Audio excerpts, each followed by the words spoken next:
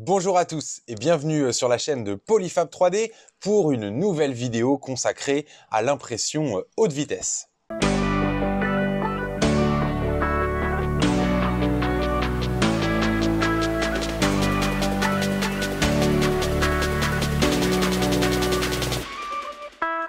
Je vous en avais parlé lors de la vidéo de présentation de l'imprimante Creality K1 Max.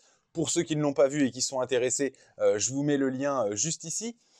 En tout cas, je vous avais dit que lorsque j'avais testé l'imprimante, j'avais constaté que l'imprimante n'utilisait pas les paramètres d'impression maximum qui avaient été annoncés par le fabricant lors de sa sortie. Donc pour rappel, ils annonçaient 600 mm par seconde d'impression, 20 000 mm d'accélération et un débit de 32 mm3 par seconde pour ce qu'il en est de l'extrusion du filament. Et lorsque l'on rentrait un petit peu dans le paramétrage du logiciel, on constatait que l'on n'atteignait pas ces performances.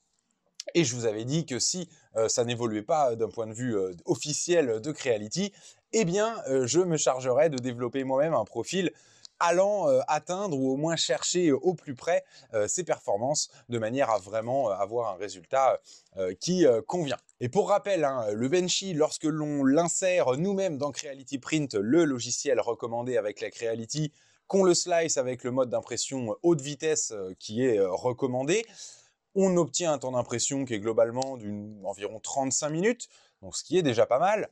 Mais quand on utilise le profil qui est préintégré dans l'imprimante et le programme dédié au Benchy qui est préconfiguré, et bien là, le Benchy sort en 13 ou 14 minutes de mémoire.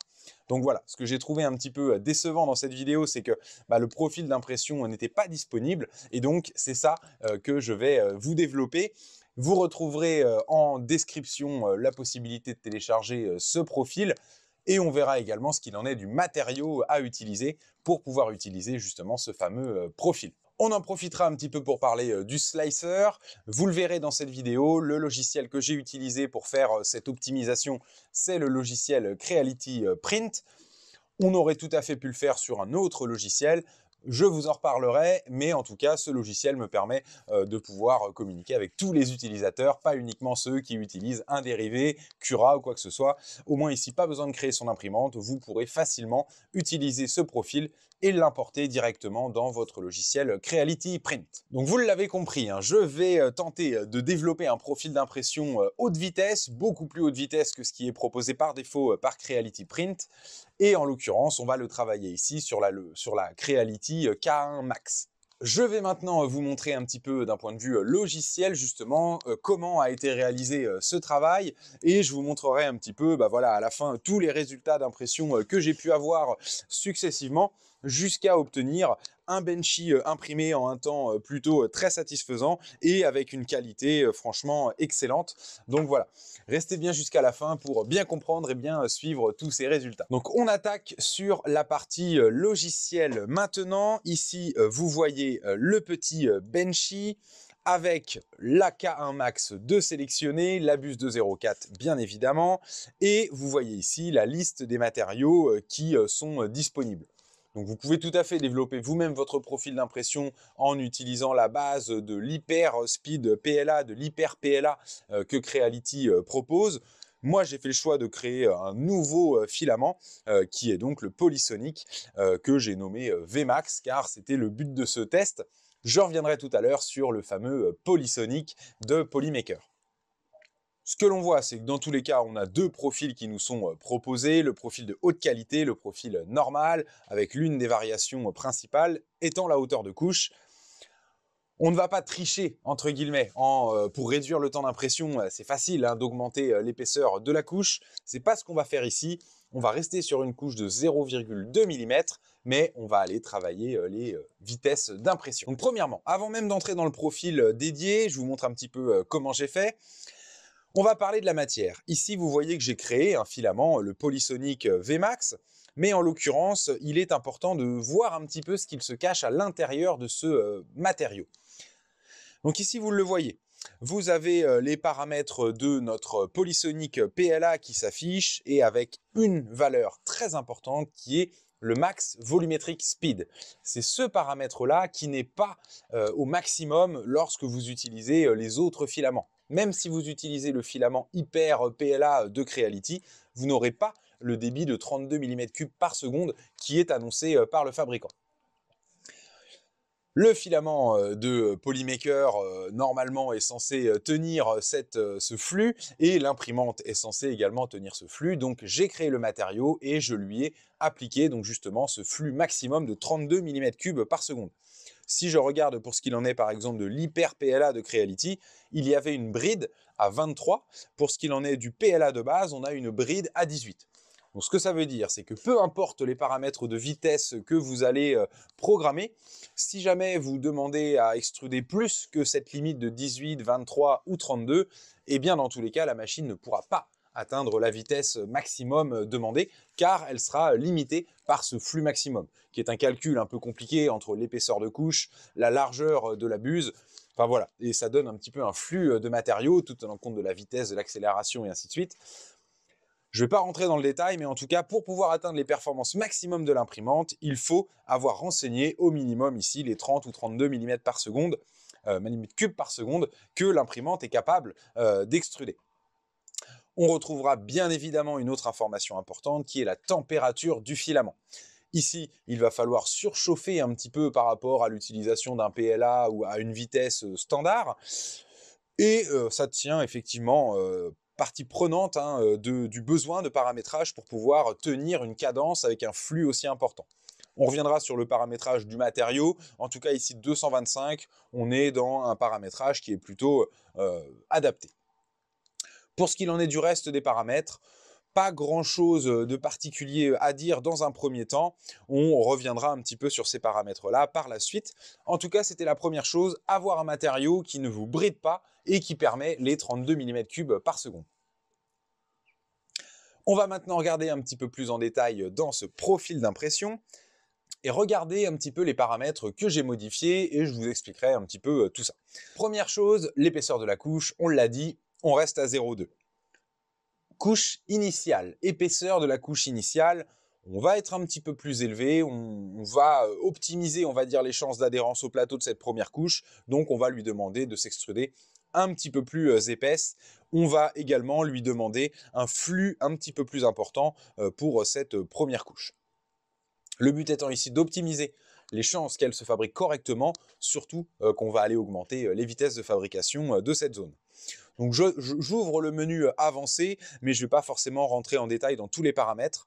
En tout cas, ici, on va retrouver les paramètres de bridging que j'ai un petit peu accélérés parce qu'au vu des résultats que j'avais, je pouvais me permettre un petit peu d'augmenter ces paramètres de bridging. Pour ce qu'il en est des coques, donc l'épaisseur des coques va forcément jouer un rôle important sur le temps d'impression. Ici, j'ai essayé de rester sur quelque chose de cohérent, même si on est sur des coques qui sont relativement fines.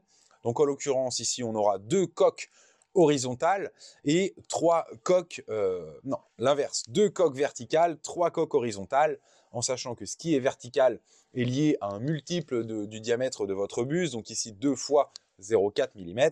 Pour ce qu'il en est de l'horizontale, au-dessus et en dessous de vos remplissages, globalement, eh bien ici, on aura 3 fois l'épaisseur de la couche, 0,2, donc 0,6 mm. C'est limite, mais pour une application visuelle avec seulement un but d'exécuter très rapidement l'objet, ça me semble largement suffisant. Si vous voulez avoir des objets plus résistants, vous pouvez tout à fait ici mettre 3 et 5. Ça augmentera un petit peu le temps d'impression, mais malgré tout, vous aurez des objets plus solides. J'ai fait quelques petites modifications ici de manière à réduire les temps perdus pendant les déplacements. Encore une fois, on est ici sur quelque chose de plutôt esthétique, donc on ne va pas forcément tenir compte, on va dire, de la moindre zone qui pourrait être un petit peu affaiblie. Donc c'est pour ça que vous retrouverez certaines cases qui sont cochées ou désactivées. Ce qu'il est intéressant, c'est de modifier un petit peu la cicatrice éventuellement, parce que la cicatrice peut faire perdre du temps à l'impression. Donc là, j'ai modifié un petit peu son paramétrage de manière à réduire encore une fois les temps de déplacement à vide et ce genre de choses. Pour ce qu'il en est du remplissage, j'ai choisi une densité assez faible, un motif le plus rapide, et je n'ai pas à modifier grand-chose de plus, hormis les taux de chevauchement et les zones minimum qui vont déclencher justement de l'infill. Pour ce qu'il en est des vitesses, j'ai augmenté pas mal les vitesses d'impression par rapport à ce qui est recommandé et j'ai atteint les vitesses maximum de 600 mm3 par seconde, 600 mm/seconde sur la quasi-totalité des zones d'impression. La première couche a été augmentée mais reste plus lente que, que le reste. Et la coque extérieure, qui est la coque visible, elle a été un petit peu réduite en termes de vitesse, même si 400 mm par seconde, ça reste une vitesse élevée. Dès que je dépassais ça, j'avais des résultats qui étaient un petit peu moins bons. On n'active pas de support sur ce fichier Benchy.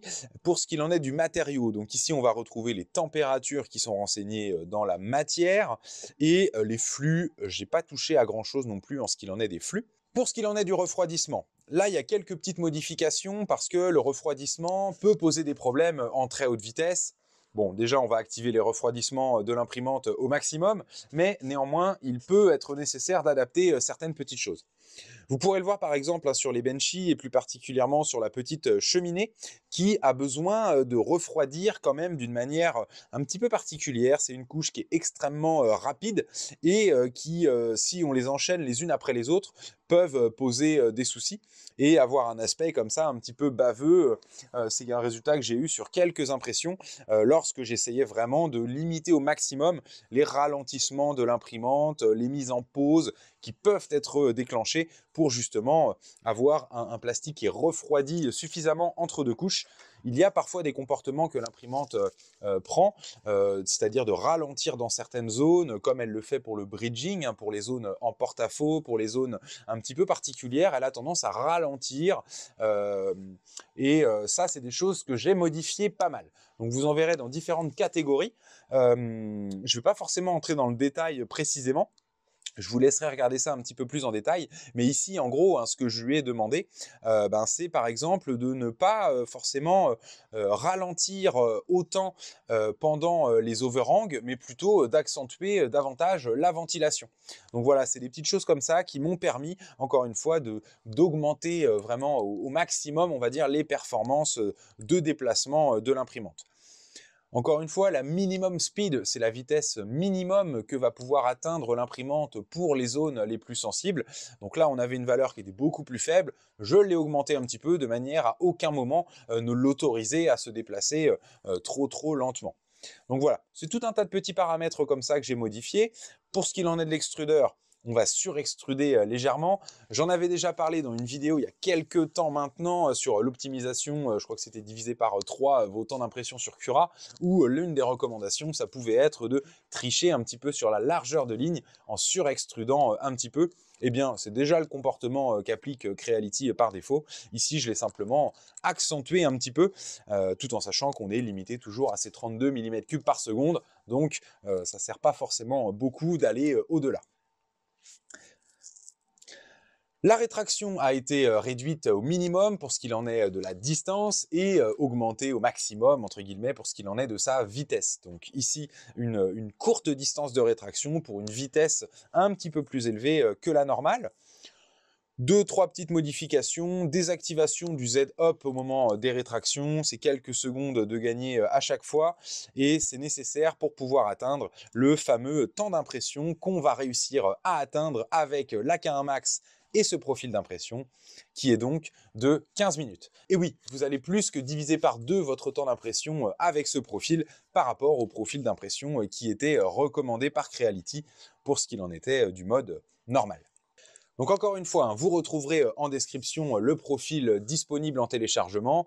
N'oubliez pas non plus d'importer le profil matériau polysonique que vous retrouverez également disponible. Ou alors, pensez bien à adapter le vôtre et à renseigner la valeur de 32 mm3 par seconde. Et d'ailleurs, dans le filament, attention, vous avez aussi une catégorie Override qui va chevaucher, qui va prendre le dessus sur les paramètres que vous pouvez remplir dans la partie logicielle ici. Donc attention aux éventuelles incohérences qu'on retrouverait ici. Moi, logiquement, je n'ai pas activé d'éléments qui devraient le perturber. Mais si vous copiez le vôtre, éventuellement, faites bien attention à ça. Voilà globalement ce que je pouvais vous dire sur le profil d'impression et les quelques paramètres que j'ai été amené à modifier pour réduire au maximum ce temps d'impression. J'ai oublié de vous montrer néanmoins dans la partie vitesse des choses qui sont quand même importantes, qui correspondent aux vitesses d'accélération et de décélération. C'était la même logique que dans la partie vitesse. On va essayer d'obtenir les performances maximum dans les zones qui ne sont pas forcément visibles. Par contre, dans les zones qui sont visibles, les coques extérieures, les coques horizontales extérieures, celles qui sont visibles, potentiellement, celle-ci, on ne va pas obtenir les cadences maximum de l'imprimante parce que, encore une fois, ça laisse des traces et des défauts d'impression. Donc justement, on va bientôt venir aux petits résultats de mes benchies. Je vous montrerai un petit peu tous les résultats et je commenterai encore un petit peu les paramètres qui m'ont fait corriger des petits défauts. Je reviens sur le filament. Donc le Polysonic de Polymaker est un PLA dédié à la haute vitesse. Il en existe deux. On va retrouver le Polysonic PLA de base et on retrouvera le Polysonic PLA Pro. Donc la différence entre ces deux matériaux, c'est principalement les performances mécaniques. Avec la version PLA Pro, vous aurez un comportement mécanique plutôt proche de l'ABS par rapport à l'autre qui se comportera plutôt comme un PLA standard. Pourquoi utiliser un matériau haute vitesse? Vous l'avez peut-être déjà vu, vous pouvez imprimer à haute vitesse avec un PLA standard, mais ça nécessite de paramétrer d'une manière assez particulière le filament pour être capable d'atteindre ces cadences d'impression. Un PLA standard n'est pas censé être extrudé à 32 mm3 par seconde avec une enceinte de chauffe traditionnelle, une buse traditionnelle. Ça fonctionne moyennement et en général, on n'arrive pas à fondre l'intégralité du filament dans ces conditions. Donc, on se retrouve avec un filament qui peut visuellement avoir l'aspect de quelque chose de réussi, mais mécaniquement, la fusion des couches, les propriétés du matériau ne sont pas bonnes. Et en plus de ça, pour atteindre un flux d'impression aussi élevé, généralement on est obligé de vraiment surchauffer le PLA plus qu'il ne devrait et on va dégrader beaucoup l'aspect des porte-à-faux, la qualité des overhangs et on va accentuer les petites coulures de filaments, les stringing, le oozing, ce genre de choses. Donc, vous l'avez compris, c'est faisable avec du PLA de base, il ne faudra pas utiliser ce profil-là qui est vraiment adapté à des matériaux très haute vitesse, mais c'est faisable avec une qualité visuelle et mécanique bien amoindrie. Pour ce qu'il en est des Polysonic PLA de Polymaker, donc la version Polysonic PLA de base va permettre d'utiliser le profil d'impression que je vous ai fourni, la version PLA Pro également. Encore une fois, la différence entre ces deux matériaux, ce sera la résistance mécanique. Ici, on aura un PLA, un véritable PLA, avec quelque chose d'assez rigide, d'assez cassant finalement, alors qu'avec l'autre filament, on aura quelque chose d'un petit peu plus robuste. Bon, j'ai fait le test sur quelques benchies en les écrasant avec un marteau globalement pour voir un petit peu comment ils se comportaient. Et rien qu'avec ça, je trouve qu'on voit déjà la différence de comportement entre ces deux matériaux-là. J'ai également fait fléchir le bras de ce petit personnage Atlas. On voit qu'il a réussi à fléchir, mais qu'au bout d'un moment, il a cassé. Ça aurait cassé beaucoup plus tôt avec le PLA lambda que l'on va pouvoir retrouver ici en blanc. Donc en tout cas, les tests ont été développés avec le profil Polysonic PLA Pro. Vous le voyez, ce sont tous ces petits benchies noirs qui m'ont permis de progressivement aller réduire le temps d'impression. J'avais même réussi à descendre encore en dessous des 15 minutes et à atteindre les 13, mais les résultats étaient vraiment moins bons. Donc je vous montre d'un petit peu plus près justement le type de défaut que l'on a si jamais on ne paramètre pas correctement son imprimante. On va rencontrer des soucis de vibrations qui sont liées à un comportement que la machine va adopter lorsqu'elle doit gérer des courbes, des virages. Donc ça, c'est plusieurs paramètres qui vont déclencher ça. J'ai eu beau modifier pas mal de choses. Si j'avais une vitesse d'accélération ou de déplacement qui était trop importante sur ces zones, je souffrais de ce type de comportement. Donc là, l'astuce, on va dire, pour éviter d'avoir ces petites choses-là, eh bien, c'était de ne pas accélérer à fond dans la partie des coques extérieures et immédiatement après, les résultats étaient bien meilleurs.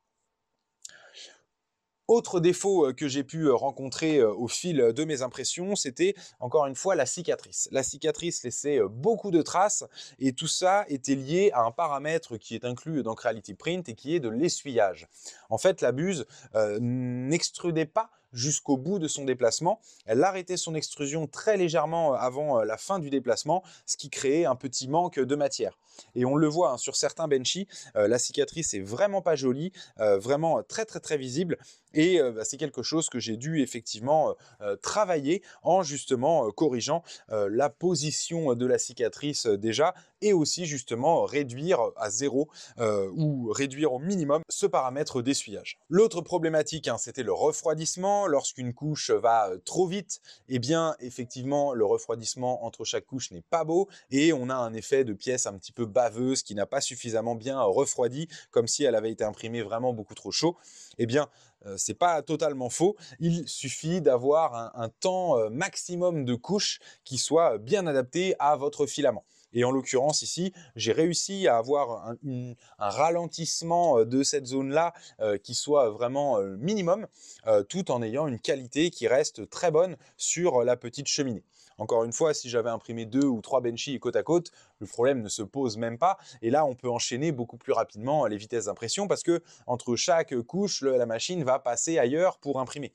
Donc voilà, encore une fois, ce profil d'impression a été développé pour maximiser la vitesse d'impression d'un benchy.